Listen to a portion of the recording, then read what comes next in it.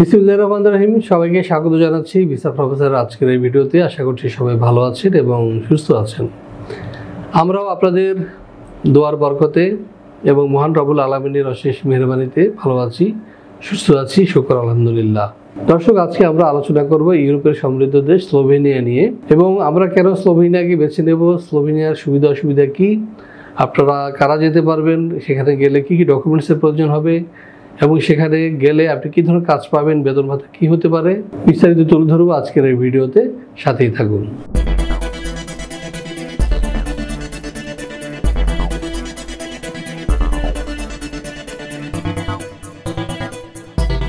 দর্শক, শুরুতে বলেছি আজকে আমরা আলোচনা করব ইউরোপের সেনজেনভুক্ত দেশ স্লোভেনিয়া নিয়ে। এখন প্রশ্ন হচ্ছে যে আমি স্লোভেনিয়া কেন যাব এত দেশ থাকতে?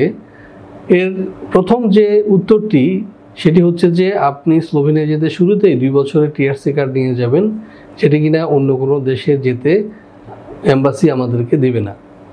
দ্বিতীয়ত হচ্ছে যে স্লোভেনিয়া একটি শান্তিপ্রিয় দেশ এবং ইতালির পাশের একটি দেশ। আপনাদের অনেকেরই আত্মীয় স্বজন বন্ধুবান্ধব রয়েছে ইতালিতে, কিন্তু ইতালি যাওয়া অনেক কঠিন হয়ে গিয়েছে, যেখানে অবৈধদেরকে ধরে ধরে আপনার আলবেনিয়া পাঠিয়ে দিচ্ছে বা দেশ থেকে বের করে দিচ্ছে। সেক্ষেত্রে ইতালি আমাদের জন্য একটা কঠিন। প্রতি বছর একটা লটারি হয়ে থাকে, সেখানে কিন্তু লক্ষ লক্ষ মানুষ আবেদন করে, সেখানে লটারিতে কজনই বা জিতে আবার কজনই বা যেতে পারে। অনেকে ইতালি যাওয়ার জন্য লিবিয়াকে ব্যবহার করতে গিয়ে সেখানে ভূমধ্য সাগরে ডুবিয়ে প্রাণ হারায়। তো আপনি কিন্তু সহজেই ইতালির পাশের দেশ যে স্লোভেনিয়া রয়েছে সেখানে যেয়ে কিন্তু ভারত বাংলাদেশের মতো বর্ডার, সেখানে আপনি অনায়াসে বাসে, ট্রেনে কিংবা বিমানে করে ইতালি গিয়ে আপনার যে বন্ধুবান্ধব আত্মীয় স্বজন তাদের সঙ্গে দেখা করতে পারবেন। তবে ইতালিতে কাজ পাবেন না, আপনাকে কাজ করতে হবে সেটা অবৈধভাবে, কারণ স্লোভেনিয়া আপনাকে বৈধভাবে কাজ দিবে এবং সেখানে থাকা খাওয়ার ব্যবস্থা করে দিবে। বেতন হবে 1,20,000 থেকে 30,000 টাকা। সুতরাং আপনি চাইলে সেনজেনের অন্যান্য দেশ, শুধু ইতালি নয়, আপনি অন্যান্য জার্মানি, ফ্রান্স, সুইজারল্যান্ড, লুক্সেমবার্গ যেখানে যেতে চান আপনি যেতে পারবেন, ঘুরতে পারবেন, কিন্তু কাজ পাবেন না। কাজ যেহেতু আপনার দিয়েছে স্লোভেনিয়া, সুতরাং স্লোভেনিয়া টিআরসি কার্ড অনুযায়ী স্লোভেনিয়ায় আপনাকে কাজ করতে হবে। তো দর্শক, স্লোভেনিয়ায় আপনারা কীভাবে যাবেন, কারা যেতে পারবেন এবং কাগজপত্র কী লাগবে, কত টাকা খরচ হতে পারে, সবিস্তারে বলছি একটু পরে। তবে প্রথমে চলুন না দেখে আসি কেমন দেশ এই স্লোভেনিয়া। মধ্য ইউরোপের দেশ স্লোভেনিয়ার প্রাতিষ্ঠানিক নাম দ্য রিপাবলিক অফ স্লোভেনিয়া।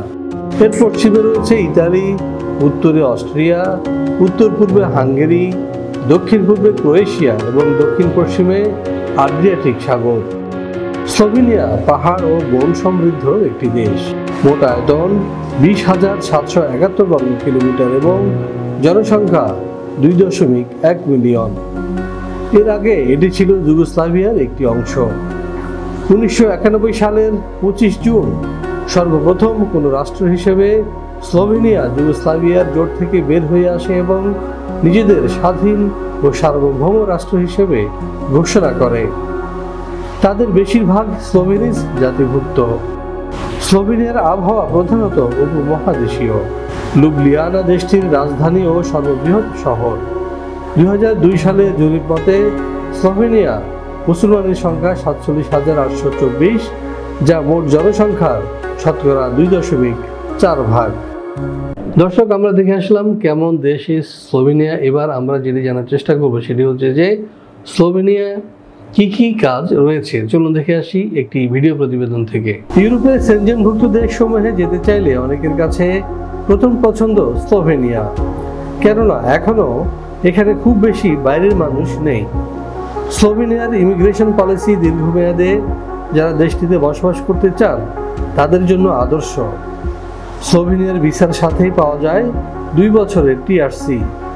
সেই সঙ্গে যদি এই 5 বছর ফুল টাইম কাজ করার অভিজ্ঞতা থাকে তাহলে তিনি পাবেন স্লোভেনিয়ার পার্মানেন্ট রেসিডেন্ট কার্ড। স্লোভেনিয়ার বর্তমানে কাজের সুযোগ রয়েছে কনস্ট্রাকশন, ফ্যাক্টরি, অ্যাগ্রোভেজ ফ্যাক্টরি প্রভৃতি।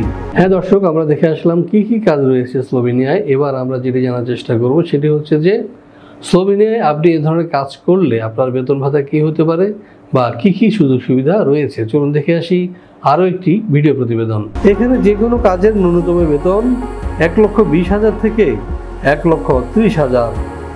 বেশিরভাগ কোম্পানি থাকার ব্যবস্থা দিচ্ছে একেবারে ফ্রি। কোনো কোম্পানি দিচ্ছে ফুড অ্যালাউন্স। এছাড়াও পাওয়া যাবে স্লোভেনিয়ার শ্রম আইন অনুযায়ী সুযোগ সুবিধা। হ্যাঁ দর্শক, আমরা দেখে আসলাম কি কি কাজ রয়েছে স্লোভেনিয়ায় এবং বেতন ভাতা কি। এবার যেটি জানবো সেটা হচ্ছে যে আপনারা স্লোভেনিয়া যেতে কি কি ডকুমেন্টসের প্রয়োজন হবে। চলুন দর্শক দেখে আসি একটি ভিডিও প্রতিবেদন।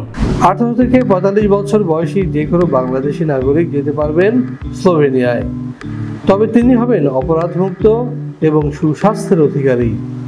স্লোভেনিয়ার ওয়ার্ক পারমিট ভিসা পেতে আপনার প্রয়োজন হবে ছবি, পাসপোর্ট, এনআইডি, জন্ম নিবন্ধন, শিক্ষাগত যোগ্যতা সনদ, কাজের অভিজ্ঞতা সনদ, সিভি অথবা বায়োডাটা।